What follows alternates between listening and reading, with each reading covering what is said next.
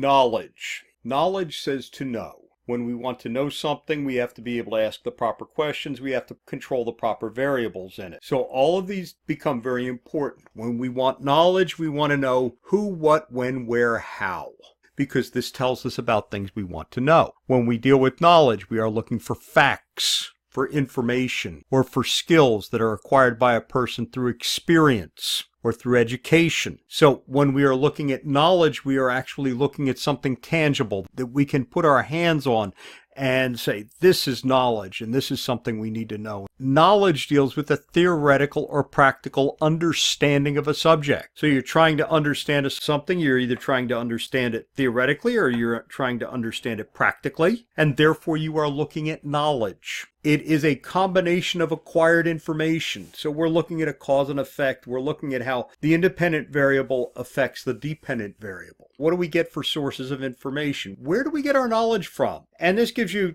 things, and we're going to look at these, people, internet, books, journals, TV. We often ask, what's their knowledge base? How trustworthy is their source? All of this comes back to knowledge. You can know something, and you can know something that's totally wrong, but you consider it to be in your knowledge base. And therefore, you have to be able to look at it. One of the things that I learned when I was growing up is you question authority. Just because somebody said it's that way doesn't necessarily mean that they are correct, which means you can go back and you can look at it and check their sources and check their knowledge base and see whether or not they're doing the right thing with it. So when we're dealing with knowledge, we are looking at verifiable snippets of material that can be important. And we're going to look at sources of information and how we deal with sources of information. We also have what we call opinion. Where does opinion fit in? Got a colleague that says opinions are like armpits. Everybody's got one or two, and some of them stink. Where does opinion come in?